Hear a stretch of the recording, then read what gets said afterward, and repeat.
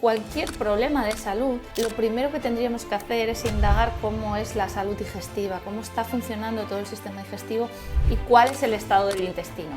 ¿Cómo deben ser nuestras heces? ¿Cómo no deben ser?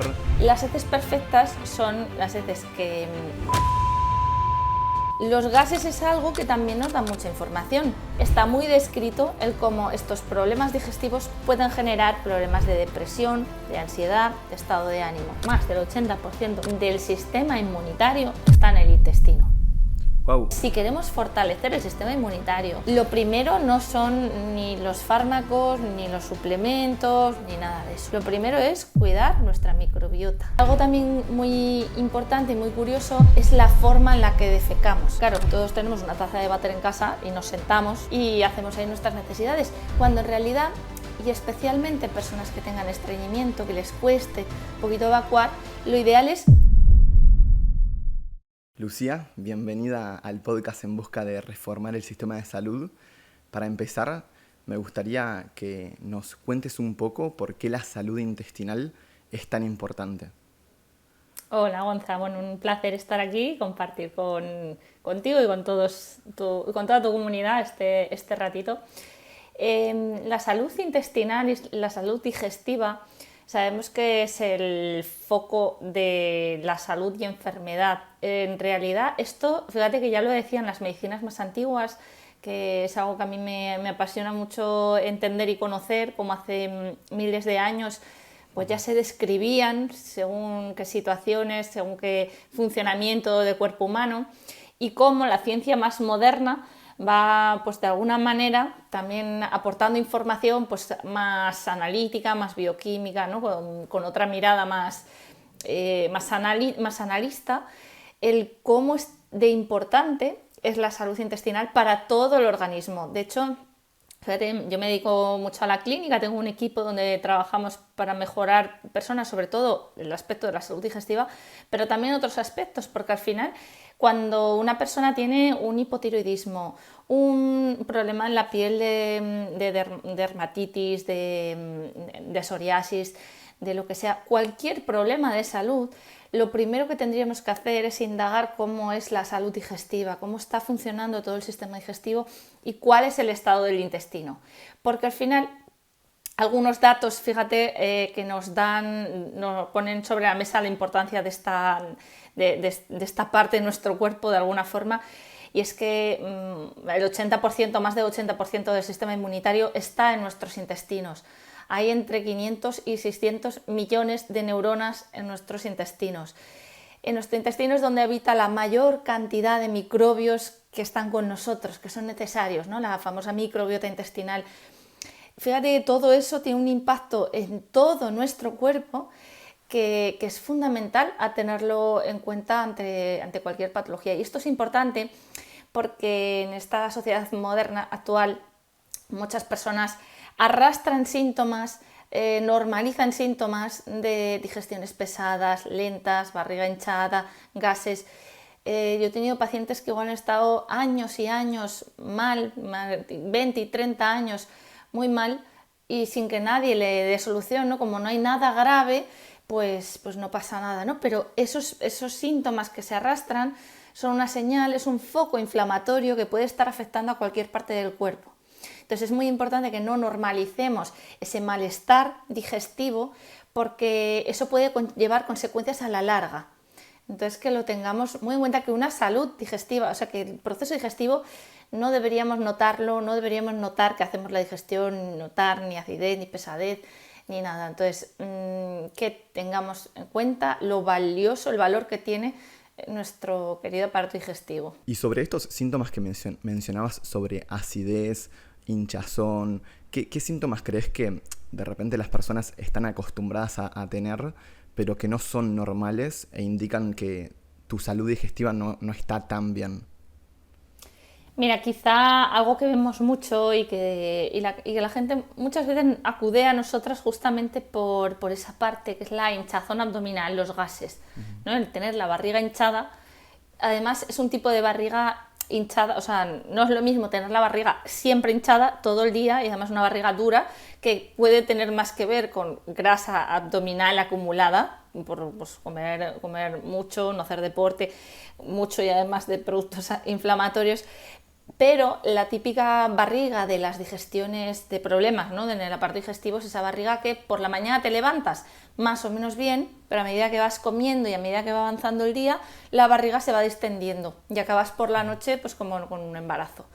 Eso es algo muy habitual, muy frecuente, que creo que está bastante normalizado, porque es cierto que es algo que no es grave de alguna manera, no es tampoco muy doloroso, no tiene un dolor agudo, no es algo que llame mucho la atención, pero sin embargo reduce mucho la calidad de vida.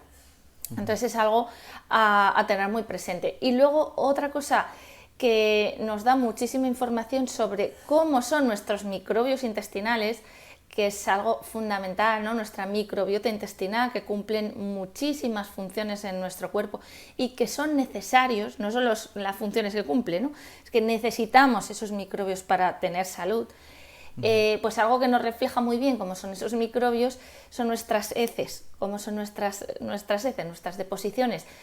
Eso nos va a indicar si hay una disbiosis, una alteración de la microbiota, si todo va bien, ¿no? Eso es un buen indicativo, sobre todo de la parte más baja del intestino, ¿no? De cómo anda todo. Sí, creo que a nadie le gusta muchísimo hablar de este tema, pero creo que es súper importante y algo como súper práctico para ver cómo está nuestra salud. Teniendo en cuenta esto, ¿cómo deben ser nuestras heces? ¿Cómo no deben ser? ¿Qué es lo que tenemos que ver para ver cómo está nuestra salud? Pues mira, es algo que yo me dedico a esto, ¿eh? O sea, a mí no me da ningún pudor ni nada y todos los días hablamos de esto con pacientes, con el equipo, porque es algo muy importante. De hecho, a todos nuestros pacientes preguntamos con mucho detalle cómo son las heces, ¿no? De qué color son, cómo caen, manchan mucho, se hunden, no se hunden. Todo eso nos da información. Las heces perfectas son las heces que están compactas, que no se deshacen ni que son súper duras, ¿vale? Unas heces compactas y que cuando caen al váter no flotan, ¿vale? Y que tampoco manchan en exceso, ¿vale? No manchan mucho. Y que tampoco huelen a huevo podrido o un olor muy intenso, ¿vale? Las cacas pues pueden oler mal, pero no demasiado intenso, ¿vale? Eso sería como el perfecto, las heces perfectas. Luego también los gases, por ejemplo, bueno, me he quedado con un detalle, me ha faltado un detalle, Gonza, que es el color. El color de las heces también es muy importante, tiene que ser un marrón oscuro. Si por ejemplo las heces son muy amarillentas, hay gente que siempre hace heces amarillentas. Eso nos da información, por ejemplo, unas heces muy amarillentas podría ser una persona que no está digiriendo bien las grasas que come, está comiendo una cantidad de grasa que es una cantidad excesiva para su capacidad de digestión que tiene, ¿no? Entonces ahí también hay que valorar y hay que ver qué está pasando. Los gases es algo que también nos da mucha información. Si huelen, si no huelen, si hacen ruido, si no hacen ruido. Por ejemplo, personas que tienen la barriga muy hinchada y que tienen muchos gases, pues esos gases, si son esos gases silenciosos que tienen muy mal olor o olor como a huevo podrido, eso es un reflejo de que hay un exceso de un tipo de bacterias, que son las bacterias reductoras de sulfatos, que generan un gas, que es el sulfuro de hidrógeno, que es un gas que huele muy mal, es como un olor a huevo podrido, ¿no? Muy putrefacto. Y ese tipo de gases son muy especiales. Esas personas tienen este tipo de disbiosis y suelen tener también mucha sensación de inflamación corporal, a veces también nieblina mental, dolor de cabeza, ¿no? Como porque es un gas muy inflamatorio, entonces suele generar síntomas también muy extradigestivos.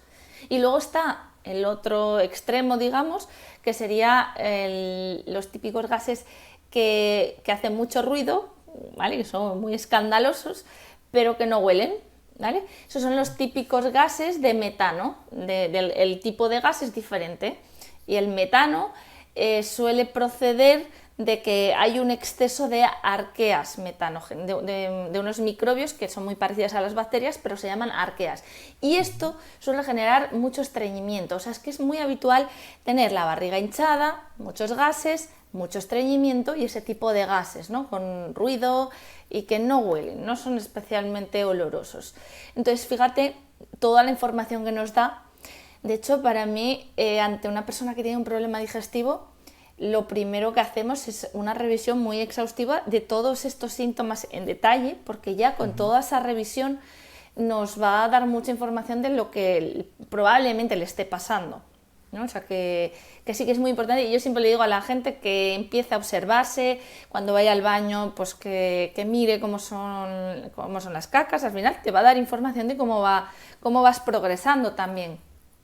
Claro, dijiste un montón de cosas súper interesantes y para hacerlo un poco más como práctico o para que las personas lo puedan identificar mejor, creo que existe una escala, que no me acuerdo el nombre, que la podemos poner como una foto ahora, o las Vale. personas que lo están escuchando simplemente pueden buscarlo en Google porque es muy famosa, para ver Sí. más o menos en cuál es la mejor, cuál es la que te encontrás si no está bueno y qué tenés que hacer en ese caso. ¿Qué te parece si vamos más o menos y detallamos esa gráfica Claro, mira, es la escala de Bristol, que es una de Bristol? escala, sí, muy utilizada pues simplemente para identificar, ¿no?, esas cacas, porque es verdad que a veces nos cuesta describir, sobre todo cuando hemos hecho siempre toda la vida unas heces de un tipo de una determinada manera, pensamos que es lo normal, pero a veces no es lo normal.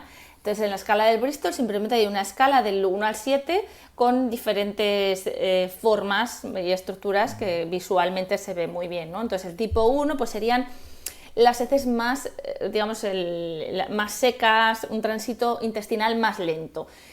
Son como bolitas de cabra, ¿vale?, que son así redonditas, son unas heces muy secas, suele estar muy asociado a eso, estreñimiento, a personas que van, pues les cuesta mucho ir al baño, entonces las heces se van secando, secando, secando tanto que acaban siendo pues como bolitas.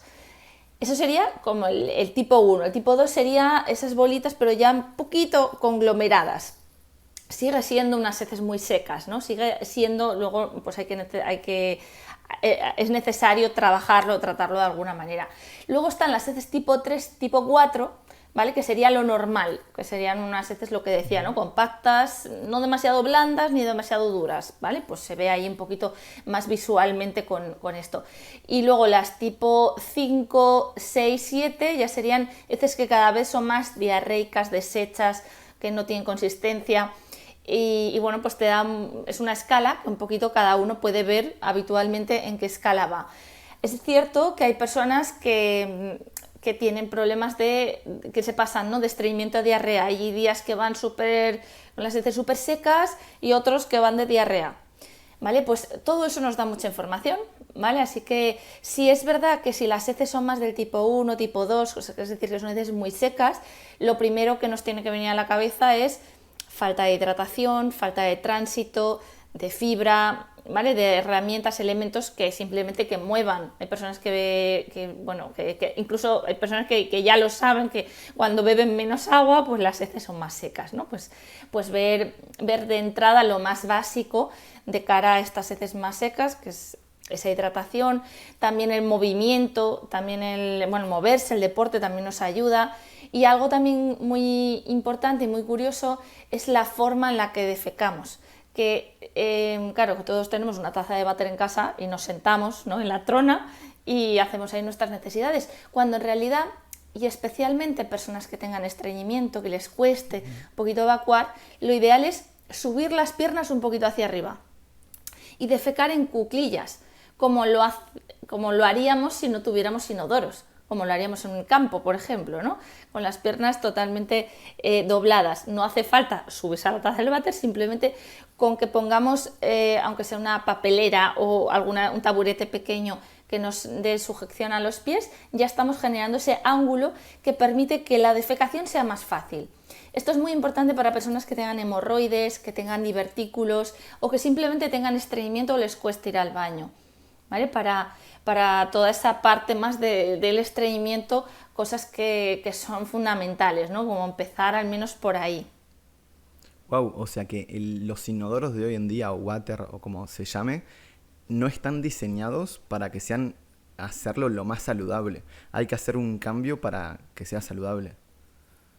Efectivamente, pero además es lógico, o sea, si no, antes, o sea, antes de que aparecieran los inodoros, ¿cómo se hacían las necesidades? Pues en cuclillas. De hecho, hay muchos países del mundo que se mantienen esos inodoros, que es un agujero en el suelo, Sí, y sí. ya está, ¿no?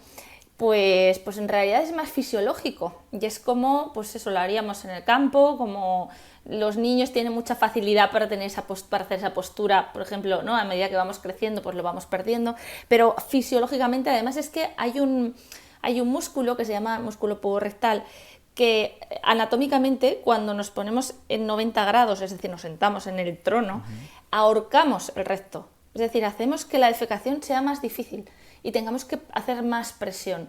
Y eso, a la larga, pues puede generar también más problemas de suelo pélvico, de divertículos, como decía, ¿no? de presión, de hemorroides también. Entonces, bueno, sobre todo para estas personas sí que es importante. Qué bien.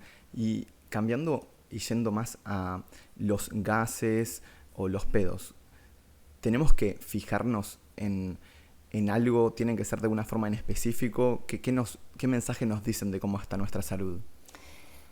Pues, a ver, los gases es verdad que hay mucha gente que dice los gases son normales, son sanos, ¿vale? Entonces, es cierto que se formen gases en nuestro intestino es normal, es fisiológico porque todos los microbios que hay en nuestro intestino, en cuanto le damos algo de comer, fermentan y generan gas.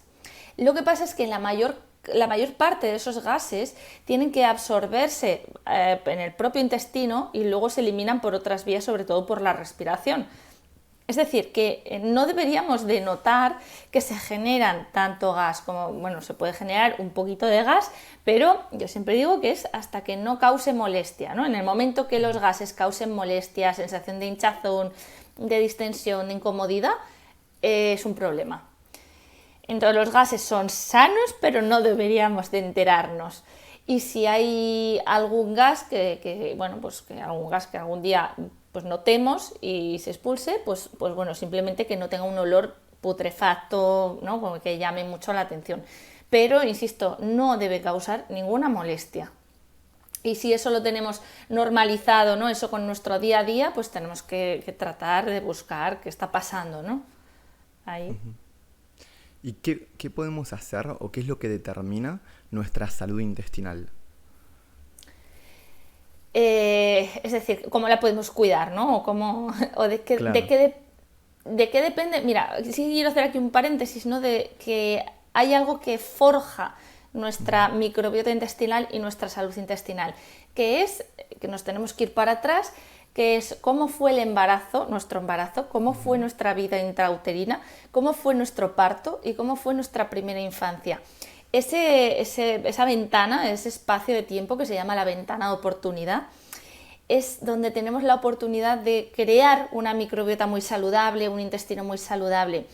Por eso, bueno, pues tanta mirada y tanta importancia a mujeres embarazadas, a tratar de que todo ese proceso esté lo menos medicalizado posible, lo más natural posible, parto natural preferentemente, si se puede, evidentemente lo que se pueda, ¿no? Pero si se puede lactancia materna, si se puede evitar antibióticos, gestionar bien el estrés, la alimentación, contacto con la naturaleza desde que la mamá está embarazada y luego el niño, por supuesto, ¿no? Pero fíjate que nos hemos pasado de hace años pues tener problemas y muertes por infecciones, por patologías infecciosas, nos hemos pasado a higienizarlo todo, a matar microbios, a dejar todo limpio y brillante y nos hemos pasado de rosca, ¿no? Lo que se conoce como la hipótesis de la higiene, que hemos pasado de sufrir esas enfermedades infecciosas, hemos pasado a sufrir enfermedades alérgicas y enfermedades autoinmunes, que son patologías crónicas y que están muy relacionadas con esa falta de microbios. Entonces es importante entender que los extremos no son buenos, o sea, no estoy diciendo que haya que volver a lo de antes, por supuesto, pero hay que estar en un punto medio, es decir, hay microbios buenos y microbios malos, pero es que los buenos son necesarios. Entonces un poco entender que parte de nuestra microbiota y de nuestro sistema digestivo se forjó hace años, ¿no? Cuando éramos pequeños. Eso no quiere decir que si ahora yo tengo un mal sistema digestivo no pueda hacer nada, ¿no? Que para eso yo me dedico a lo que me dedico, sino evidentemente cuando somos mayores se pueden hacer cosas, pero eso explica porque hay personas que, bueno, pues tenemos tendencia a tener a lo mejor un sistema digestivo más frágil, más débil, y luego todos conocemos a personas que comen hasta piedras y nada les sienta mal, ¿no? Y que son todoterrenos. Bueno, pues eso tiene mucho que ver con esa constitución que hemos forjado con todo este proceso, esa ventana de oportunidad. Eso es lo que más influye verdaderamente a nuestra microbiota y a nuestra salud digestiva.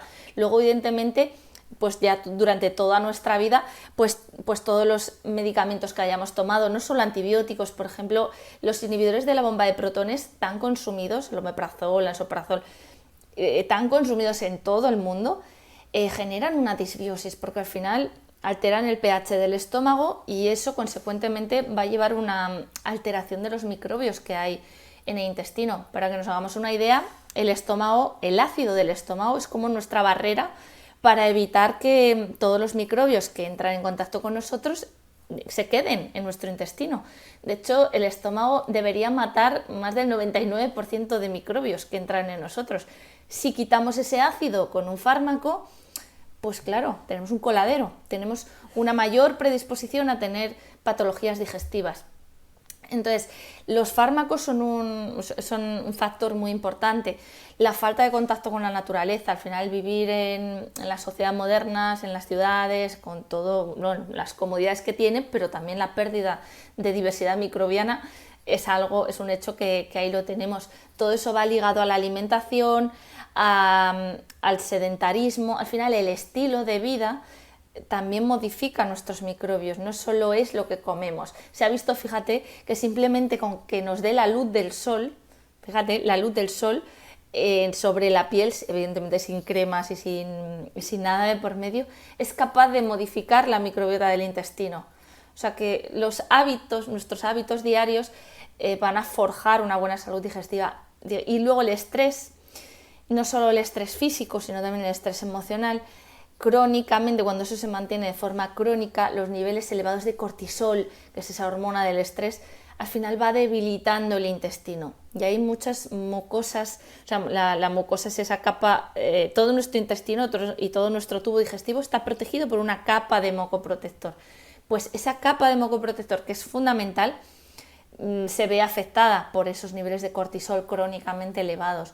Entonces hay personas que igual dicen, no, si yo tengo una vida completamente saludable, como perfecto, hago deporte, ¿no? Todo bien, pero a lo mejor hay un componente que es el estrés, insisto que a veces es un estrés emocional que puede estar también afectando toda nuestra salud digestiva. Entonces, de alguna manera, no nos podemos quedar con un único factor, sino que hay muchos factores que van a determinar cómo es nuestra salud digestiva. Y si te parece, vamos a ir en detalle en cada uno, empezando por la alimentación. Entre tantas dietas y tanta confusión que se dice en las redes sociales, ¿qué le dirías a alguien para que gane claridad en cuanto a qué es una buena alimentación, qué hay que comer y qué hay que evitar? Pues efectivamente, como bien dices, actualmente hay tanta información, que hay información contrapuesta y es cierto que muchas veces eso genera una confusión muy grande. Yo siempre parto de la base de, fíjate, en lo que estamos todos de acuerdo, todos los profesionales de la salud, es la base de alimentación saludable siempre es la misma. Es una alimentación a base de productos reales, productos naturales, no ultraprocesados. Es decir, el primer paso, si quieres empezar a comer bien, es dejar de lado, dejar de comer, ¿no? No es que como, sino que no como. Entonces, ¿qué es lo que tengo que dejar de lado? Los productos ultraprocesados. Incluso viendo el aspecto más de la microbiota intestinal, de la salud digestiva, algo que se ha visto que verdaderamente altera la microbiota intestinal son los aditivos químicos, sintéticos, los edulcorantes, el aspartamo, ciclamato, todo eso y muchos otros aditivos, porque cada vez que van estudiando nuevos aditivos van descubriendo cómo altera nuestra microbiota intestinal. Y todos esos aditivos están en los productos ultraprocesados. Ese conglomerado de aditivos con grasas de mal aceites refinados, con azúcares, ¿no? Con ese conglomerado es lo que más perjudica nuestra salud digestiva y nuestra salud general, ¿no? Más inflamación nos provoca. Entonces, empezar por ahí. Luego hay un segundo paso, fíjate que dejo para el final lo que hay que comer. Lo primero son otras cosas, es lo que no hay que comer. Y para mí algo muy importante, también es verdad que focalizándome bastante en la parte digestiva, que es que se comen demasiadas veces al día, ¿no? Es el número de veces que se come al día y cuándo comemos. Es tan importante lo que comemos que cuándo lo comemos. Lo primero es que estamos preparados para digerir y metabolizar, es decir, gestionar lo que comemos cuando hay luz, durante el día, con las horas de luz. Entonces hay que comer durante el día y no hay que comer durante la noche. Yo sé que a veces es complicado y hay gente que llega tarde de trabajar, vale, aunque sea que la mayor cantidad de comida se ingiera durante las horas de luz, ¿no? Y que algo muy importante es que por la noche dejemos un espacio de mínimo 12 horas entre cena y desayuno, entre la última comida del día y la primera, mínimo 12 horas, que no es tanto, si lo piensas bien, es simplemente cenar un poquito pronto y desayunar un poquito tarde. Empieza por ahí y después tratar de reducir el número de comidas al día. Pues si estoy haciendo 6 comidas al día, porque antiguamente se decía que así el metabolismo iba más rápido, es que son cosas que nunca han estado basadas en ciencia ni nada, entender que para justamente mejorar la salud metabólica y también la salud digestiva hay que dar espacio, hay que dejar descanso. Si es que el sistema digestivo se repara solo si lo dejamos descansar. Hay un proceso que se llama el complejo motor migratorio, que son una serie de movimientos que van del estómago al intestino, van recogiendo y eliminando residuos de bacterias, de alimentos, cosas que quedan y previenen lo que es el SIBO, esa hinchazón que decía antes, ¿no? Esos gases. Entonces, eso lo conseguimos si dejamos más espacio entre comida y comida. Yo recomiendo hacer unas 3 comidas al día, desayuno, comida y cena, está bien. Evidentemente, paulatinamente, no pasa nada, ¿no? Si estás haciendo 6 comidas al día y pasas a 4, va a estar bien. Pero bueno, que puede ser un buen objetivo el llegar a hacer esas 3 comidas al día y dejar ese espacio de 12 horas entre cena y desayuno. Eso yo creo que sería un paso maravilloso. Antes de empezar a hacer cambios drásticos de alimentación, empezar a organizar, ¿no? Horarios, rutinas. Eso va a ser mucho, mucho mejor. Y luego ya llegamos al campo de cuáles son los mejores alimentos, ¿no? O cuáles los peores dentro de ya una alimentación más natural. Hay muchos alimentos que no son necesarios, que nos han vendido como necesarios y no lo son, como por ejemplo los lácteos. No son necesarios, si lo quieres se pueden consumir, pero no es necesario. Y aparte que la leche que se consume y se vende actualmente es una leche que desde mi punto de vista ya entraría casi dentro de los ultraprocesados, porque está muy procesada esa leche. Es decir, que dista mucho de lo que es una leche cruda, recién ordeñada. Entonces eso también se ha visto que, sobre todo si hay patologías digestivas, puede causar problemas. Las legumbres tampoco es un alimento imprescindible, hay que valorar si te sienta bien, si no. Si se comen legumbres, que sea como se ha hecho toda la vida, que es remojándolas y luego haciendo un cocinado adecuado, ¿no? A cocerlas bien. Pero es que en los últimos años han aparecido un montón de productos ultraprocesados, snacks de todo tipo a base de harinas de legumbres. Y al final eso sí que puede conllevar un problema, porque todos los compuestos antinutritivos que tienen las legumbres, que por algo tradicionalmente se ha hecho así, se ha cocinado de esa manera, no lo hemos saltado, ¿no? Sin tener ningún miramiento ni estudiar esto a fondo. Entonces, si queremos cuidar toda esta parte, la legumbre, si te sienta bien, se puede comer, pero como se ha hecho toda la vida, ¿no? Y luego quizás otro alimento que también es bastante polémico es la carne roja sobre todo, que yo ahí sí que me gustaría puntualizar 2 cosas. Una es que no toda la carne es igual, la calidad de la carne importa mucho. Entonces, una carne de pasto ecológica, ¿no? De animales de calidad, que hayan tenido una vida lo más fisiológica posible, van a tener una carne diferente, con una grasa diferente y con unas características diferentes. Entonces, una carne buena yo sí que considero que sea un alimento saludable a incorporar dentro de nuestra comida habitual. ¿no? Pero bueno, valorar también la calidad de lo que estamos comiendo. Y de carne Y, específicamente, ¿cuántas sí. veces por semana recomendás comer carne? ¿Hay un límite o...? ¿Sabes lo que pasa? Que yo sé que pues, siempre me lo preguntan y en clases que doy y demás, ¿no? Es siempre como querer saber realmente la prioridad es la calidad.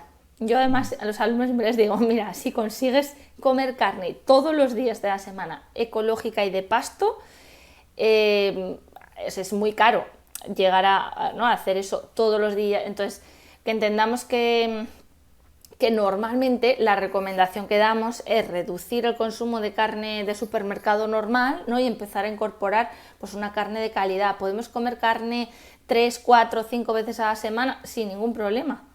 ¿Vale? Sin ningún problema. Si al final es más, fíjate, es más importante con qué va acompañada la carne que la propia carne. Es decir, la carne la acompañas, es una hamburguesa con su pan, con la bebida, con unas patatas fritas. El problema es lo que va acompañando la carne, no la propia carne. De hecho, en los estudios que hay publicados, de hecho, bueno, yo tengo en la web tengo un artículo que, bueno, revisé toda la literatura científica alrededor de esto porque es un tema muy polémico.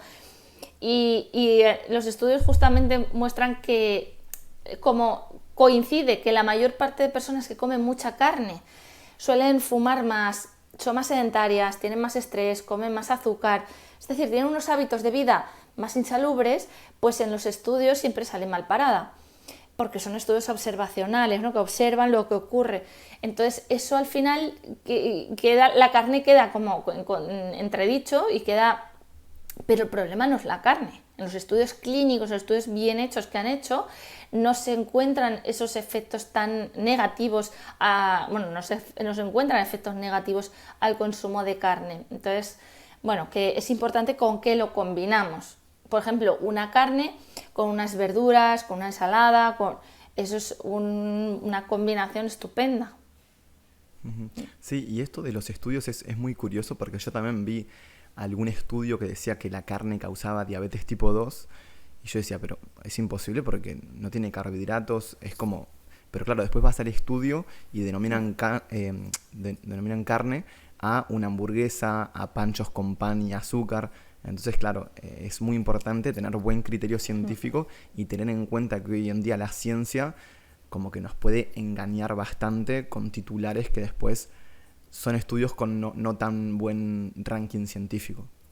Efectivamente, al final, bueno, a la prensa le encantan los resultados sensacionalistas y de hecho en el año 2015 cuando la OMS emite, no sé si os acordáis, pero bueno, fue muy sonado en todo el mundo, ¿no? Que la OMS emite un informe que decía que la carne roja era cancerígena, la carne procesada todavía más y claro, toda la prensa de todo el mundo lanzó eso como, ¿no? Como con un titular directamente así y cuando te pones a revisar los estudios, efectivamente son estudios observacionales que no implican causalidad, que como bien dices, están metiendo en un mismo saco, fíjate, cuando hablan de carne procesada están metiendo en un mismo saco un jamón ibérico de bellota del más caro que hay con una salchicha Frankfurt que lleva de todo menos carne.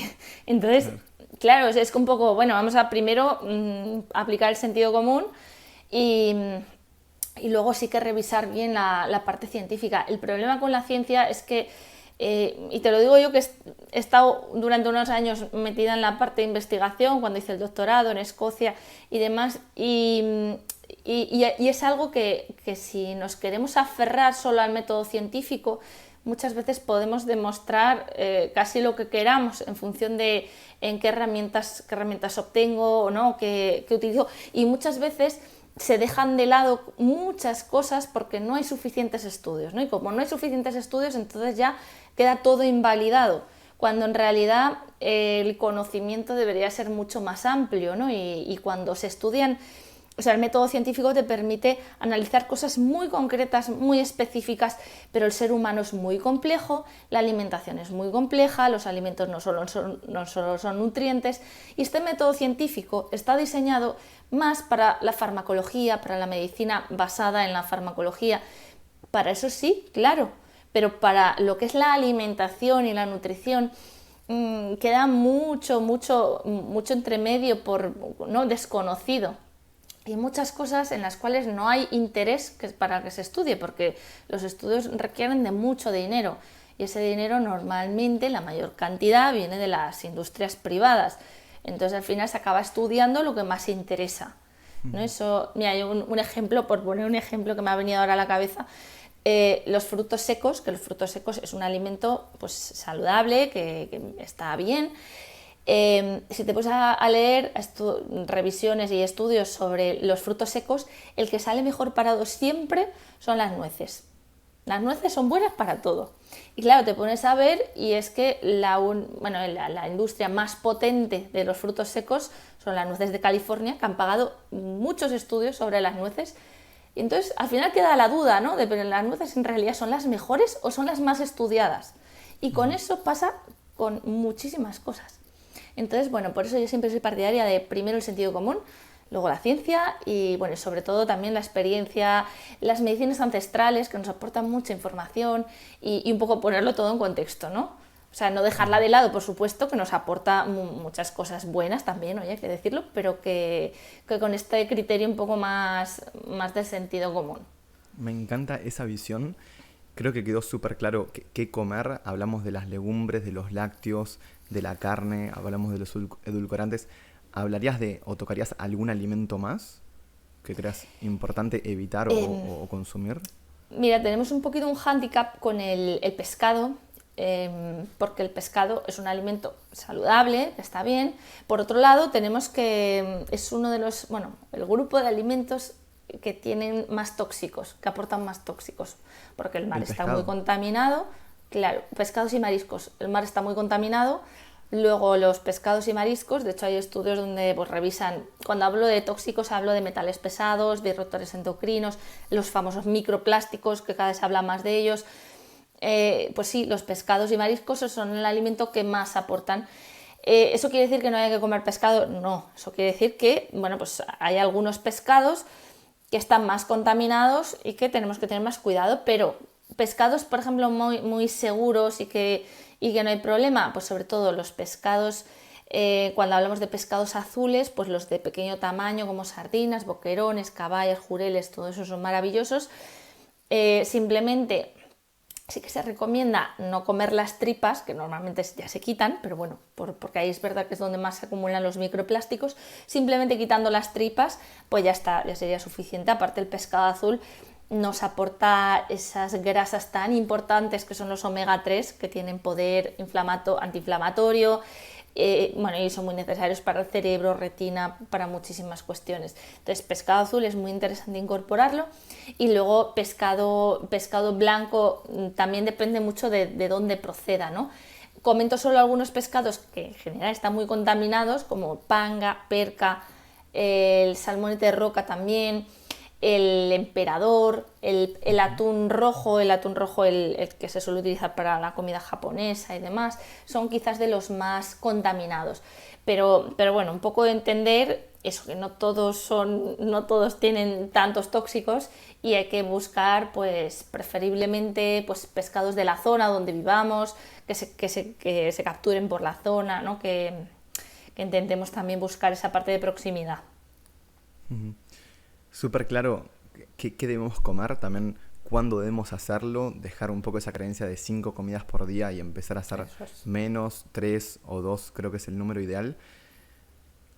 Y el cómo quedó súper... Perdón, el qué y cada cuánto hacerlo quedó súper claro. ¿También crees que es importante cómo lo hacemos, cómo nos alimentamos? Efectivamente, sí, esa es otra pata fundamental, ¿no? Y sobre todo si lo llevamos a la salud digestiva. Evidentemente, la boca es un órgano muy importante, una zona muy importante en nuestro cuerpo, y la masticación es clave. Es decir, que la masticación, masticar bien los alimentos concienzudamente, ¿no? Hacer los líquidos. Y luego el comer tranquilo y relajado. Esto es algo básico que yo creo que todos hemos escuchado alguna vez, pero es algo que cuesta mucho de cambiar, ¿no? Cuando las personas tienden a comer muy rápido, muy ansiosos. Fíjate que el estrés, o sea, cuando estamos en acción, en estrés, con el sistema nervioso simpático activo, que es el del estrés, ¿no? Evolutivamente hablando, este sistema se activaba para huir de los depredadores. Si te viene un león y te va a agredir, pues ¿tú qué haces? Pues o echas a correr o te pones, si te sientes muy fuerte, luchas, ¿vale? Pero o corres o luchas. Pero estás preparando tu cuerpo para una actividad, ¿no? Para algo. Hoy en día, ¿qué pasa? ¿Qué hacemos? Sentimos ese estrés. Primero estamos sentados en el sofá o en la silla de trabajar o donde sea, no nos movemos, que es algo que deberíamos movernos para deshacernos y liberarnos de todas esas hormonas del estrés. Y luego además, si pretendemos comer en ese momento, es un error, porque nuestro sistema digestivo está bloqueado. Toda la energía está destinada a huir o a luchar, pero no a comer. Entonces, para comer necesitamos lo contrario, ¿vale? Es buscar esa calma, esa relajación, y si no, a veces es que vale la pena no comer, ¿sabes? Si tienes que comer rápido, angustiado y fatal, pues vale la pena no comer, ¿no? Pero el comer tranquilo, relajado, masticar, es algo fundamental. Y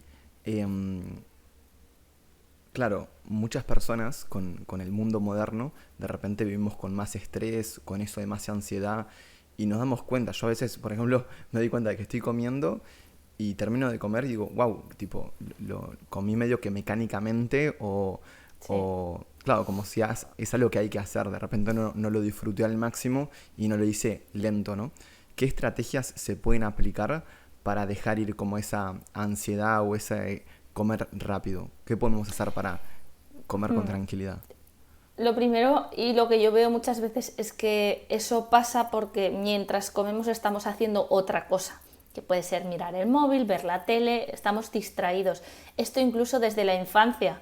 O sea, hay niños a los que se les pone la tablet para que coman, que yo todos mis respetos a todos los padres, que cada uno lo hacemos lo mejor que podemos y sabemos, pero es verdad que ahí estamos generando un condicionamiento hacia la comida erróneo, ¿vale? Y que a la larga eso puede tener consecuencias. Ya cuando somos mayores y adultos, pues lo primero es apagar todos esos dispositivos y si comemos, comemos. Y simplemente con eso ya vamos a ser conscientes de lo que estamos haciendo. Hay que tratar de llevarlo a la conciencia, ¿no? De estamos comiendo, tratar de saborear, de agradecer lo que estamos comiendo. Antiguamente se hacían oraciones, pero en realidad es agradecer la comida que tenemos, ese momento que tenemos, y luego, bueno, pues tratar de cada bocado que damos dejar el tenedor o la cuchara en la mesa, ¿no? Eso es como la norma. Cada vez se deja en la mesa, se mastica y luego se vuelve, ¿no? No estamos ahí engullendo. Y así como es importante lo que comemos, hablemos un poco de la hidratación, de consumir agua, qué cantidad de agua o cómo nos hidratamos verdaderamente. Bien, pues la hidratación es muy importante y el tipo de agua que bebemos es muy importante, porque al final somos mayoritariamente agua y es necesario esto, ¿no? Entonces, es cierto que hay que beber agua, pero hay que beber agua que nos hidrate. Si bebemos agua, por ejemplo, imagínate agua destilada, recogemos el agua de la lluvia y nos la bebemos, ese agua no hidrata. Ese agua en realidad nos deshidrata, porque en realidad va a expulsar minerales de nuestro cuerpo. Es muy importante que el agua que bebamos tenga suficientes minerales para que ese agua se quede con nosotros y nos hidrate. Entonces, lo ideal, no sé, bueno, pues al final cada uno en el país que viva, donde esté, pero por norma general, si tenemos un agua potable que nos llega a casa, lo ideal es aplicar un filtro en nuestra casa que nos elimine aquellos que se ponen en el agua para matar microbios, que es el cloro normalmente, ¿no? Entonces, colocar un filtro en casa que nos elimine el cloro, trialometanos, que son elementos que se forman a partir del cloro cuando reaccionan con microbios, con elementos de este tipo. Y algunos residuos que también hay en el agua corriente, filtros de carbono normalmente se suelen utilizar dependiendo también de la zona donde se viva, pero ese sería la mejor opción, porque luego también tenemos las aguas embotelladas, pero con las aguas embotelladas tenemos el problema de los microplásticos y toda esa parte que sabemos que los plásticos de la botella migran y acaban en el agua. Entonces por eso yo soy más... ¿Cómo es el tema de los microplásticos? ¿Cómo es exactamente? Los microplásticos es que vivimos en un mundo pues que usamos plástico para todo y hay residuos de plásticos por todo el mundo. especialmente en el mar. Pero en todo el mundo pues hay muchos residuos o sea, hay mucho plástico, ¿no? Mucho residuo de plástico. Ese plástico se ha ido degradando, se ha ido haciendo en trocitos pequeñitos, pequeñitos, pequeñitos, y esos trocitos pequeñitos de plástico acaban en muchos lugares. Como decía antes, en los pescados hay muchos peces con microplásticos. Por suerte, entre comillas, se acumulan en su sistema digestivo. Entonces, cuando les quitamos las tripas, quitamos la mayor cantidad de microplásticos, ¿no? Pero todo lo que son aguas o bebidas, bebidas, que claro, hablamos del agua, pero mucho peor otras bebidas que tienen el problema de la bebida y los microplásticos. Entonces, todas las bebidas que van en plástico, comidas envasadas en plástico, tuppers de plástico, que además esto empeora cuando se calienta, es decir, si tú tienes un tupper de plástico y pones comida caliente, pues ese plástico va a migrar pequeñas cantidades de sustancias que componen ese plástico al alimento. Entonces, de alguna manera, especialmente todo aquello que tiene contacto con lo que vamos a comer o beber, tratar de evitar el plástico. Mira, hay un estudio que analizaba, ¿sabes? Los vasos de plástico, los vasos de plástico de usar y tirar. Bueno, pues simplemente rellenando, o sea, usando un vaso de plástico, estamos ingiriendo microplásticos. Simplemente por rellenar, aunque sea agua y aunque sea agua del tiempo, hay microplásticos.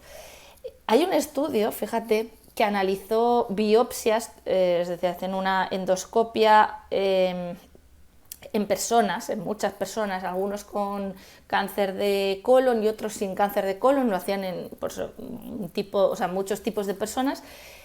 En el 100% de las personas había microplásticos en sus intestinos. Es decir, todos nosotros seguramente tendremos microplásticos en nuestros intestinos. El cómo repercute eso en la salud es lo que no tenemos claro todavía, pero seguro que repercute y seguro que es un factor más causal de tanta patología digestiva que tenemos hoy en día y de otra índole, ¿no? Pero sí que viene siendo un problema, igual que en los animales se ha visto que se acumula en el sistema digestivo, pues en los humanos parece que también. Y aunque no lo queramos, yo os digo que hay muchos alimentos, muchas pues, bebidas, muchas cosas con las que tenemos contacto con estos microplásticos. Claro, así por que ejemplo, cuanto más, por ejemplo, cuando hablamos de tuppers, pues intentar buscar más pues, el acero inoxidable, el vidrio, otros materiales más seguros. esos son los mejores. Por ejemplo, yo Sí. cuando vi este tema de los microplásticos, yo antes de vez en cuando me gusta mucho el café y a veces voy a una cafetería y te lo sirven en el típico vasito. Y vi un estudio que hablaba sobre eso y ahora voy como con mi propia botella si es que voy a una cafetería, ¿no? Claro, Y, eso es lo ideal.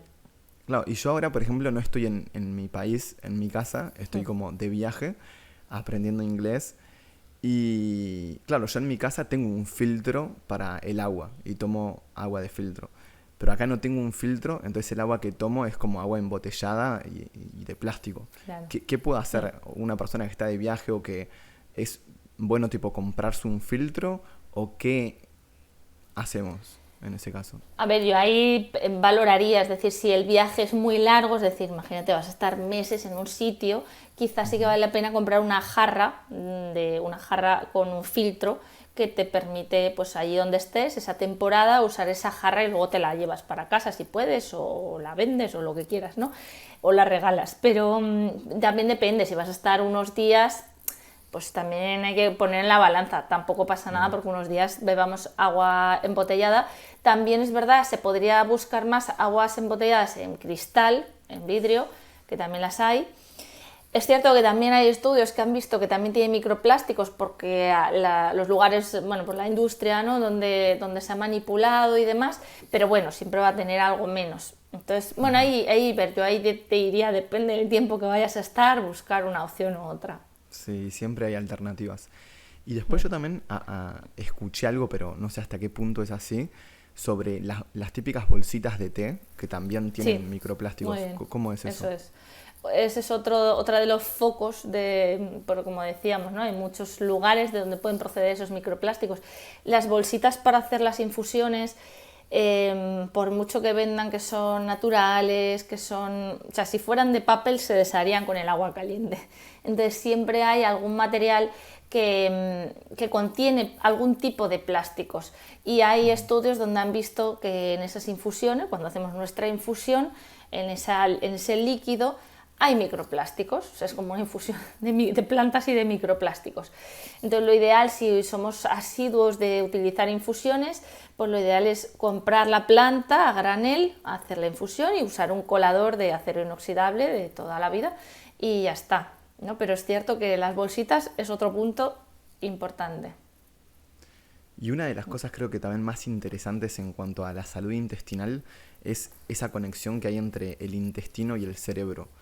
¿Cómo es esto exactamente y cómo influye en cómo nos sentimos? Pues efectivamente el intestino y el cerebro están directamente conectados. Ahí existen entre 500 y 600 millones de neuronas en nuestro intestino. Son menos que la de nuestro cerebro, evidentemente, pero hay una red neuronal brutal que está totalmente conectada con nuestro sistema nervioso central y en constante comunicación. Esa comunicación es bidireccional, va de arriba abajo y de arriba abajo y de abajo arriba. Hay muchas formas por las cuales se comunican estos dos cerebros, ¿no? Estos dos sistemas nerviosos. Uno de ellos, y el principal, es el nervio vago. El nervio vago es el nervio más largo del cuerpo, más grande, que comunica en realidad todos los órganos de la cavidad abdominal y torácica con el sistema nervioso central. Según cómo esté el intestino, de cómo sean los microbios, cómo sea el tránsito, si hay una inflamación en el intestino, eso va directamente a señalizarse en nuestro sistema nervioso central. Está muy descrito el cómo estos problemas digestivos pueden generar problemas de depresión, de ansiedad, de estado de ánimo. De hecho, eso yo lo veo con los pacientes a diario, es decir, que vienen a tratarse de un problema digestivo, pero casi siempre esto viene acompañado de mucha tristeza, de apatía, de agotamiento mental, ¿no? de baja autoestima, de una calidad de vida, ¿no? a nivel de percepción pues muy alterada. Y cuando mejoramos la salud digestiva, nuestro estado de ánimo también mejora y es algo maravilloso de entender, y yo siempre intento que los pacientes lo vean, lo sepan, lo conozcan, porque es diferente sentirte triste sin que te pase nada, o sea, sin que esté justificado, ¿eh? Hablamos de una tristeza, apatía, depresión, sin que esté justificado. Es diferente entender ese proceso, entender que esa hinchazón, esos gases, ese estreñimiento, esas heces mal formadas, pueden ser la causa de ese malestar, ¿no? De ese decaimiento que tengo. Y viceversa. Viceversa, ¿qué significa? Pues que si yo vivo una vida pues estresante, si estoy mal con mi pareja, si discuto con mis padres, si estoy mal en el trabajo, eso te va a repercutir en tener dolor abdominal, acidez, reflujo, hinchazón. Eso es así, o sea, ¿no? Es esa bidireccionalidad de la que hablamos que es tan importante. Yo siempre digo que hay que trabajar en las dos direcciones, es decir, trabaja tu aspecto más emocional, psicológico, trabaja esa parte y mientras trabajamos toda la parte digestiva microbiana, porque hay patógenos, hay microbios que son patógenos intestinales, que están fabricando sustancias inflamatorias para el cerebro, que están inflamando nuestro cerebro. Entonces tenemos que controlar a esos microbios, tenemos que mejorar la ecología microbiana para desinflamar nuestro cerebro. Entonces me parece muy importante comprender eso, ¿no? Y saber que tenemos esa herramienta y esa conexión. Se habla mucho incluso se habla de psicobióticos, que son probióticos más enfocados a ese estado de ánimo. Yo no soy tan partidaria y sé que no funciona así, es decir, la salud digestiva no funciona, me tomo un probiótico y esto lo soluciono, no funciona así, pero sí que funciona vamos a hacer un tratamiento para mejorar la ecología microbiana y veremos luego resultados también en el estado de ánimo, claro que sí. Claro, yo vi que como el 95% de la serotonina, que se puede decir como que es la hormona de la felicidad, se produce en el intestino. O sea que se podría decir que gran parte de nuestra felicidad está determinada por lo que comemos. A ver, es cierto que la serotonina, la mayor parte se fabrica en el intestino, pero también es cierto o sea, si somos puristas y vamos a ver bien exactamente a qué se refiere, ¿no? Esto, es cierto que la serotonina que se fabrica en el intestino tiene un papel diferente. De hecho, fíjate que la serotonina tiene un papel muy importante en el tránsito intestinal. Por ejemplo, las personas más estreñidas fabrican menos serotonina en su intestino.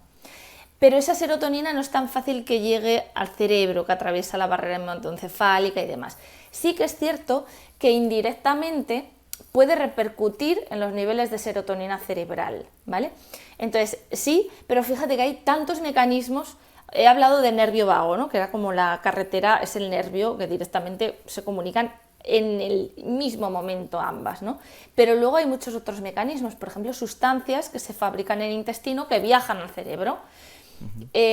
Pero mucho más allá de la serotonina, por ejemplo, que la serotonina no llega a atravesar la barrera hematoencefálica, es decir, no llega a entrar al cerebro, pero hay muchas otras sustancias que sí y que van a tener una repercusión directa, ¿no? Por eso, o sea, es cierto que la mayor cantidad, la mayor parte de ese estado de ánimo procede del intestino, de cómo estén nuestros intestinos, pero es cierto que los mecanismos, a medida que han ido investigando en la ciencia más de la microbiota, de estudiar, que es cierto que en los últimos años ha avanzado muchísimo, pues empiezas a ver que a nivel analítico es súper complejo y hay un montón de moléculas implicadas, ¿no? en todo este aspecto. Yo me quedaría más con esa relación que está muy descrita, que si el intestino está inflamado, el cerebro está inflamado.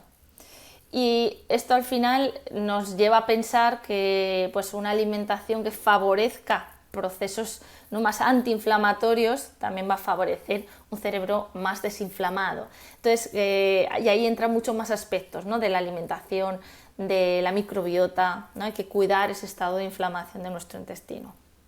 Y eso del cerebro inflamado, la neuroinflamación, ¿qué es Sí. exactamente y cómo puedo saber como mi grado de inflamación? ¿Hay alguna forma de saberlo? A ver, cuando hablamos de la neuroinflamación, muchas veces nos referimos he citado antes la membrana hematoencefálica, que de alguna manera es un tipo de membrana, es una membrana que separa pues, el sistema nervioso central del resto del cuerpo, ¿no? Para evitar que entren sustancias extrañas pues a un lugar muy importante del cuerpo. En realidad, la estructura de la membrana hematoencefálica es la misma que la del intestino. Y por eso hay esa relación tan estrecha entre una y otra, ¿no? Cuando esa membrana hematoencefálica se inflama, es decir, el sistema inmune pues, se enfada y emite señales no buenas, ¿no? De inflamación, de lucha, sobre todo es de lucha, ¿no? El sistema inmune está como intentando deshacerse de elementos extraños, entonces se inflama con tal de protegerse, ¿no? Vamos a proteger para que aquí no entre nadie, se bloquee todo y ya está. No es que haya una manera directa, digamos, una analítica clara de decir voy a ver si tengo neuroinflamación, pero de alguna manera, mira, uno de los signos más evidentes, síntomas que podemos tener presente, es esa sensación de niebla mental, de embotamiento, ¿no? Muchas personas lo describen así. Es una sensación como de inflamación leve y crónica en nuestro cerebro, que está, ya te digo, muy conectada con el estado de nuestro intestino y muchas personas ya lo observan así, ¿no? Y seguramente a alguno de los que nos está escuchando le ha pasado alguna vez que, fíjate, simplemente con el hecho, imagínate que ahora estás de viaje, ¿no? Como tú ahora, Sí. y imagínate que llevas 3, 4, 5 días fuera de casa y no logras ir al baño, porque no estás en tu casa, no estás en tu baño, no tienes tus mismos ritmos y todo se desajusta. Simplemente con estar 3, 4 días sin ir al baño, muchas veces podemos empezar a sentir algunos síntomas de neuroinflamación, ¿no? Ostras, la cabeza no me va igual de lúcida, no tengo la misma memoria, no estoy igual de ágil y eso está muy relacionado con esa inflamación que empieza a haber en la membrana intestinal. Ujú. Y mencionabas también la relación con el sistema inmune. ¿Cómo es esta relación entre el intestino y el sistema inmune? Que de repente muchas veces vemos el sistema inmune que la única forma de protegernos es mediante vacunas o lavándonos bien las manos o solo con suplementos, pero realmente creo que hay toda una parte que incluso es mucho más importante, que es esta salud intestinal.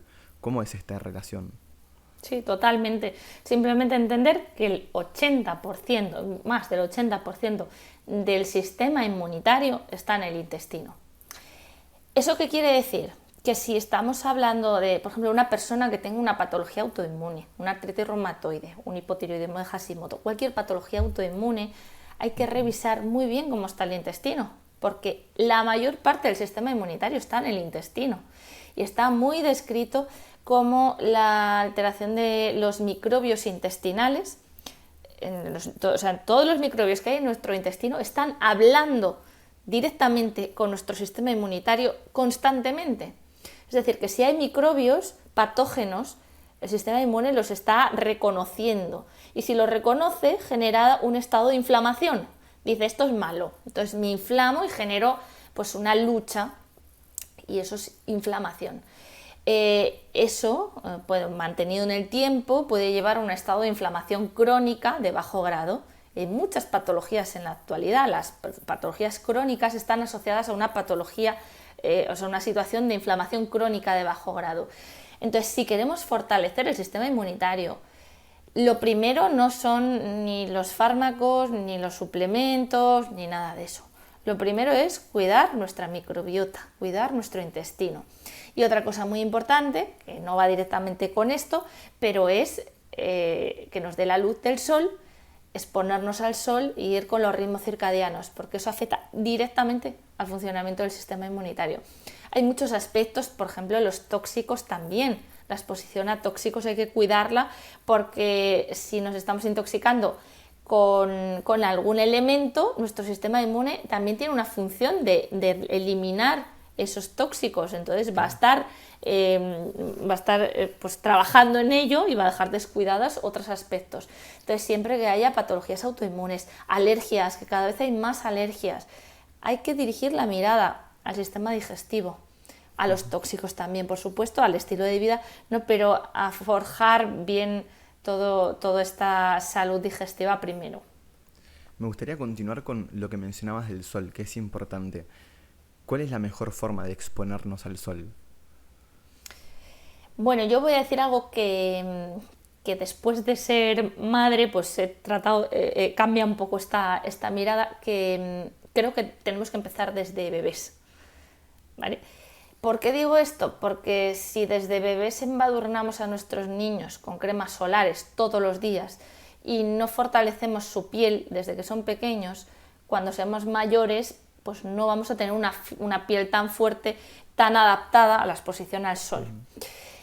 Eso de entrada, ¿no? Porque después no es lo mismo también, es verdad, el tipo de piel, en el lugar del planeta donde vivamos, no es lo mismo, evidentemente, pero tiene mucho que ver cómo ha sido nuestra infancia y cómo nos hemos expuesto en nuestra infancia.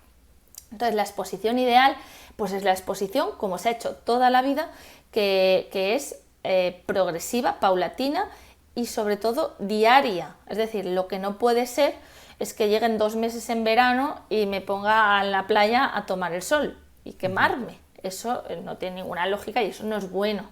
Pero lo que hay que hacer es exponernos todo el año, durante todo el año, para fortalecer la piel, para generar, bueno, pues lo que llaman el callo solar, que es un poco esto, ¿no? Esa exposición habitual, constante al sol, sin crema de sol y sin gafas de sol y sin nada que nos proteja, y entonces cuando llegue el verano estaremos más protegidos, evidentemente en las horas del centro, ¿no? Depende de dónde vivamos, estoy pensando yo ahora allí, pero cuando haya una incidencia solar más fuerte, pues evitar esos picos, esas horas. No es bueno quemarse, evidentemente, ¿no? Entonces, lejos de eso, exposición solar constante y diaria. Y luego hay otro, perdona, hay otro punto más, que es la fotoprotección interna. Es decir, el tener una buena carga de antioxidantes, el comer suficientes antioxidantes, permite que nuestra piel se oxide menos y se dañe menos con el sol. Entonces, por eso también es empezar a hacer todo ese cambio de alimentación, de hábitos, de rutinas, y asegurar ese aporte de antioxidantes, sobre todo pues con hortalizas, especias. Las especias son unos grandes vehículos de antioxidantes, De hecho, siempre digo, intento, ¿no? que pues en cada plato pues hay alguna especia por ahí. Y sobre todo eso, hortalizas, especias, algunas frutas, ¿no? Que nos ayuden a aportar esa carga antioxidante y protegernos desde dentro. Claro. ¿Y cuáles son las especias que más recomendás y cómo podemos integrarlas en nuestra vida? Mira, todas las especias tienen propiedades maravillosas, aportan antioxidantes, compuestos fenólicos. Entonces, también depende de dónde vivas, pues seguramente usamos especias diferentes. Quizá, bueno, así como algo especial, yo hice mi tesis doctoral, la hice sobre aceites y la estabilidad oxidativa de los aceites y también el uso de especias para proteger a los aceites. Entonces sí que hay una especia, que es el romero, que es muy eficaz para proteger de la oxidación de los aceites. Entonces, si vamos a hacer algo pues con aceite, ya puede ser a la plancha o cualquier preparación que lleve aceite, es bueno espolvorear un poquito de romero, idealmente romero en polvo, porque de esa manera vamos a proteger a ese aceite, el que sea, pues de su oxidación, reducirla, ¿vale? Porque nunca va a ser cero, pero bueno, al menos reducirla.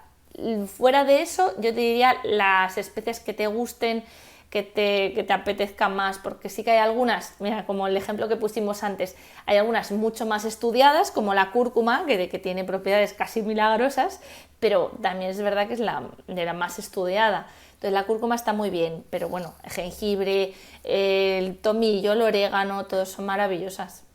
Ujú. Buenísimo. Y mencionaste el tema de los aceites.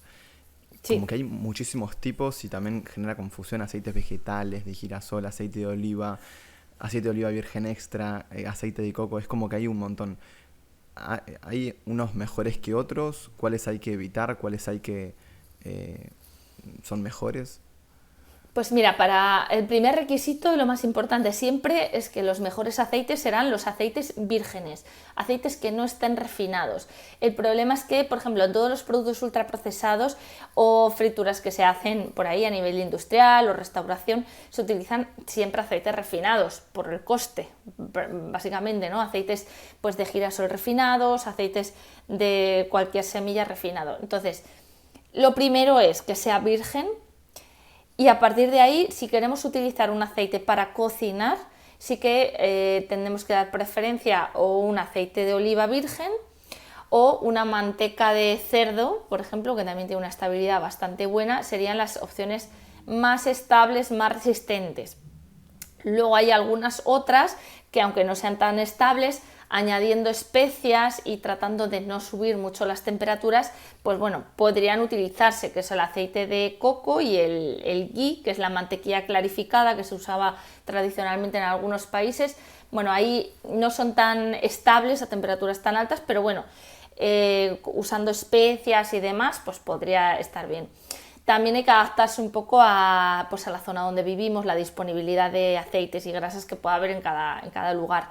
Pero para utilizar en crudo, yo ahí sí que buscaría los aceites más tradicionales de cada zona y buscar su versión virgen. Puede ser un aceite de oliva virgen, e incluso, fíjate, un aceite de girasol, que el aceite de girasol siempre es refinado, ¿vale? La 99,9% de veces siempre es refinado. Si encontramos un aceite de girasol virgen, que existen, ¿vale? Se venden, que es un aceite que sabe a pipa, que es un aceite muy diferente, para consumir en crudo tampoco sería un problema, ¿vale? El problema viene en el proceso de refinado. Súper claro. Y después en cuanto a la suplementación o suplementos, ya sean suplementos en general o probióticos y prebióticos, ¿recomendás alguno? A ver, la suplementación es cierto que yo la utilizo en consulta, la utilizamos mucho para mejorar diferentes aspectos de salud, siempre teniendo en cuenta que es un tratamiento colateral o ayudante al principal, que son los cambios de alimentación, de estilo de vida, ¿no? De los que van más allá a buscar, ¿no? Que van a cambiar cosas más profundas del ser humano. Los suplementos nos pueden ayudar a algunos procesos. Es cierto que la suplementación, desde mi punto de vista y quizá por mi forma de trabajar, siempre trato de buscar una finalidad, o sea, que tenga un objetivo claro en cada persona. ¿no? Que todos nos tenemos que suplementar de 4.000 cosas, pues no. Es verdad que hay algunos suplementos que sí que te diría, hombre, ¿pueden estar bien en la mayor parte de personas? Pues seguramente sí. Por ejemplo, el omega 3 difícilmente se consume y se está consumiendo. Si preguntas, ¿no? ¿Cuántas personas comen pescado azul de pequeño tamaño 2 o 3 veces a la semana? Pues a veces no es suficiente. Entonces, el omega 3, especialmente el DHA, es un ácido graso, es una grasa muy importante para el sistema inmunitario, para controlar la inflamación, para el sistema nervioso, para la piel, para muchísimas cosas. Entonces, bueno, pues puede estar bien, sí, vale, me parece bien. El magnesio también es algo que suele estar en déficit por el estilo de vida que llevamos, la alimentación, el estrés, el tipo de alimentos que se comen. El magnesio es cierto que es un mineral pues muy importante y que se podría suplementar. Sí, insisto, que quizás sería lo idóneo buscar en cada persona, ¿no?, qué es lo que busca o qué es lo que necesita, dosis, tiempo, pero bueno, el omega 3, el magnesio y la vitamina D, seguramente, si no nos da suficiente sol, también es otro, ¿no?, para mí la tríada básica, digamos, pues serían esos tres. Luego hay muchísimos suplementos que utilizamos en consulta, pues más, por ejemplo, enfocados a la salud digestiva. Utilizamos muchas plantas medicinales, herbáceos, que ayudan a controlar esos patógenos, ¿no? En vez de antibióticos, pues tratamos de utilizar más herbáceos que ayudan a controlar. Estoy hablando sobre todo de situaciones de SIBO, de sobrecrecimiento bacteriano, que muchas veces se utilizan antibióticos, pero es que lo que buscamos es mejorar la ecología microbiana, no matar microbios, sino mejorar la diversidad de los microbios, mejorar la calidad del intestino. Entonces ahí sí que usamos mucho plantas medicinales con actividad antimicrobiana y luego pues probióticos, reparadores de la mucosa intestinal que nos ayuden, pues el aceite de espino amarillo, la glutamina, vitamina A, muchísimos suplementos que en función de la persona nos pueden ayudar a esto, ¿no? A hacer estas acciones, luego pues para detoxificar el hígado, para el sistema nervioso central. Hay muchísimos suplementos que pueden apoyar algunas funciones. Claro, pero no son el epicentro. Eso viene a ser más... No deberían ser. ¿Sabes por qué? Porque si no vamos a cambiar los fármacos por suplementos. Claro. Y entonces nos vamos a volver a equivocar, cuando en realidad lo que hay que hacer es basar el cambio en los hábitos de vida. Y a partir de ahí el suplemento que sea algún apoyo en algún proceso, ¿no? Por eso digo muy bien, y yo siempre se lo explico a los pacientes, que esos suplementos tienen un objetivo concreto y normalmente un timing, ¿no? Lo vamos a usar este tiempo y con este objetivo, ¿no? Pero no es dar suplementos por dar, porque no solucionan los problemas. Súper interesante. Y después, pasando más a la sección en busca de reformar el sistema de salud, yo estudiando medicina veo como que el sistema de salud hace un gran trabajo, pero al mismo tiempo hay un montón de cosas que se pueden mejorar, y a mí me gusta incluir esto en los podcasts como para reflexionar un poco o tener ideas de qué cosas se pueden integrar en el sistema para que estén como al alcance de todos. ¿Qué principal problema o falla ves en el sistema de salud hoy en día? A ver, hay muchos problemas, ¿vale? Pero hay un problema de base que es que la salud está enfocada en la enfermedad y no está enfocada en la prevención y en la salud. Entonces, como, ¿no?, antiguamente en los médicos chinos, que lo que hacían es cuidar a las personas para que no enfermaran y se premiaba a las personas que no enfermaban. ¿Por qué? Porque se había trabajado en los hábitos de vida, el estilo de vida, ¿no?, en lo que verdaderamente protege o mantiene la salud. Entonces yo creo que hay que empezar desde la prevención y hay que empezar desde la infancia. Yo hay algo que aprendí con mi madre, que por suerte mi madre pues se dedica a la salud natural desde antes que yo naciera, o sea que ya nací en un contexto pues muy saludable, por decirlo de alguna manera, y me enseñó cosas que yo con el tiempo fui creciendo y he ido chocando o viendo, ¿no?, la importancia que es la educación desde casa, si no se puede desde el sistema sanitario, pues al menos desde casa, pero algo tan básico como si a ti te duele la cabeza, ¿qué haces? Pues la mayor parte de personas pues igual se toman un ibuprofeno o un antiinflamatorio, y además casi como preventivo, ¿no? No vaya a ser que me vaya a doler la cabeza. Es un poco el la falta de sufrimiento, es decir, de permitir que si nuestro cuerpo está diciéndonos algo, permitir que lo diga. Permitir que si un día tienes fiebre, pues es una señal que te está dando tu cuerpo de que está ocurriendo algo y que la fiebre es curativa y la tenemos que dejar, ¿no? Tenemos que mantenerla y acompañarla. Tenemos que acompañar la fiebre, no tenemos que cortar la fiebre. Entonces, si tengo un dolor, una molestia, no se trata de normalizar molestias, se trata de entender que, sobre todo cuando son problemas agudos y pequeños, son señales. A ti cuando te sale una señal en el coche de roja, que pasa algo, no le pones una tirita encima para no verla, la llevas al taller. Pues esto es lo mismo, ¿no? Si te sale una señal, tienes que buscar de dónde viene ese problema y solucionarlo. Pero la medicina actualmente, por desgracia, pues muchas veces pone parches y al final se cronifican y se generan muchas patologías asociadas. Que no directamente digo que sean de los fármacos, aunque hay muchas iatrogenia, muchas patologías que sí, pero es de tapar los síntomas, ¿no? Tienes desde la infancia, tienes una dermatitis, tienes un niño con piel atópica, dermatitis, corticoide. Tiene más dermatitis atópica, más corticoide. Y ese problema, en realidad, lo único que estamos haciendo es poner un parche y ese problema va a salir de otra manera más adelante. Y la medicina china ya lo describí hace miles de años, esa conexión de la piel con el pulmón. Y cuántos niños hay que pasan de la dermatitis atópica, del problema en la piel, después al asma, a problemas pulmonares. ¿No? Sí, vale, la piel ya está bien, pero hay problemas más profundos, más complejos.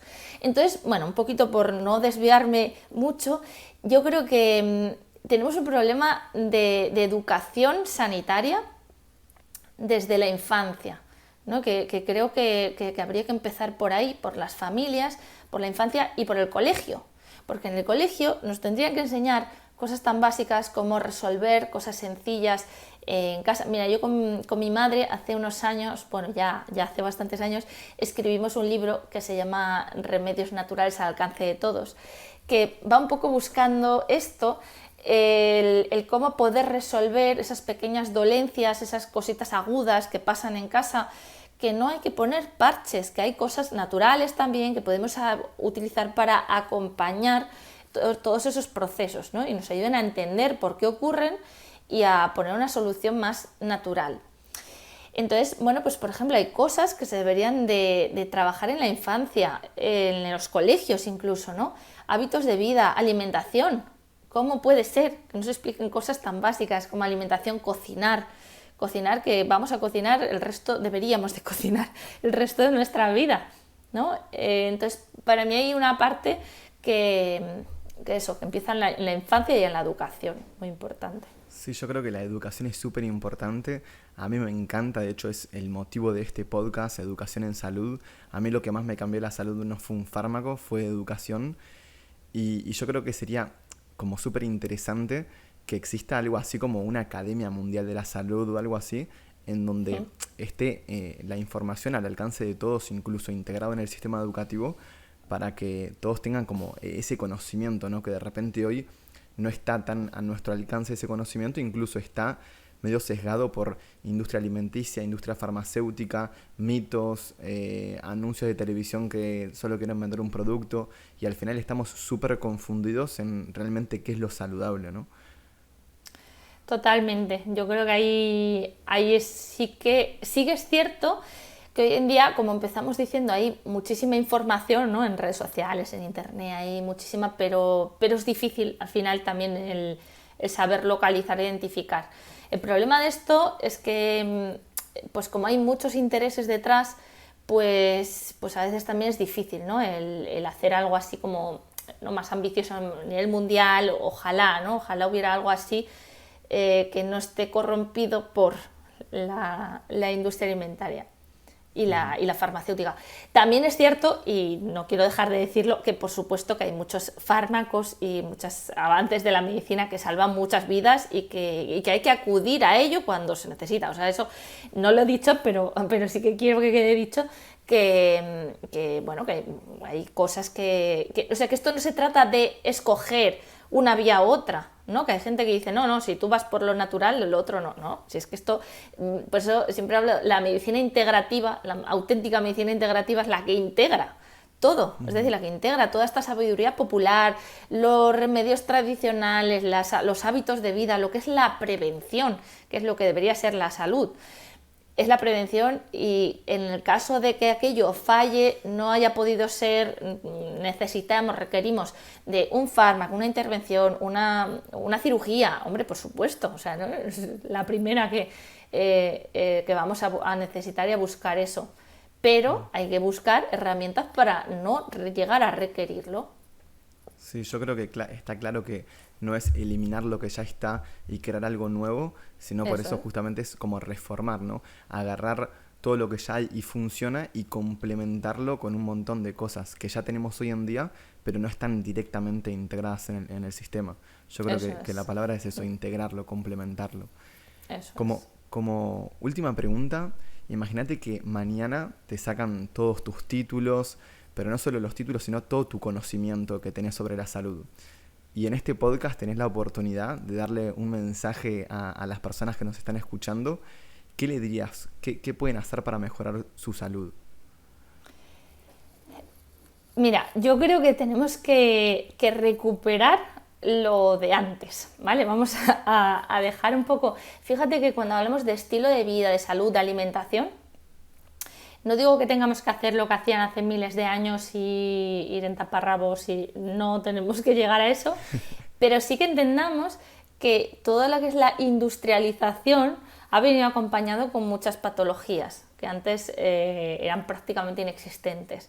Entonces, copiar un poquito de lo que se hacía antes con las ventajas de lo que tenemos en la actualidad. Esto es, de nuevo, no se trata de escoger, ¿no? Hombre, pues bueno, pues si tenemos ventajas, comodidades con las cosas modernas, claro que las vamos a utilizar, pero sí que en los hábitos de alimentación, de vida, pues cómo vivían antes. Vivían, pues se movían mucho más, no tenían estrés, vivían pues con los ciclos solares, ¿no? Vivir con el día, vivir con el día, y por la noche pues dormir, comer productos que no hayan sido procesados por la industria alimentaria. Cuanto más naturales mejor. Si conseguimos productores de proximidad que cultiven, que apoyemos también a los que hacen las cosas bien, a los agricultores, ganaderos que tienen las cosas muy feas y se lo están poniendo muy mal, ¿no? Pues compremos directamente a ellos y apoyamos a la gente que hace las cosas bien, y sigamos un estilo de vida más acorde a lo que somos un ser humano y que llevamos miles de años aquí,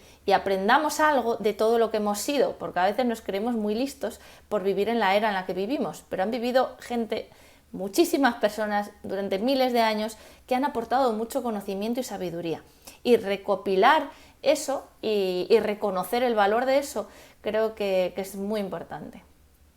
Wow, súper interesante y me encanta este mensaje para finalizar. Te agradezco muchísimo, Lucía, porque te hayas pasado, me encantó cómo quedó y bueno, te agradezco de corazón. Qué bien, Gonza. Bueno, pues enhorabuena a ti por todo el proyecto que tienes y todo lo que haces, y muchísimas gracias por haberme invitado.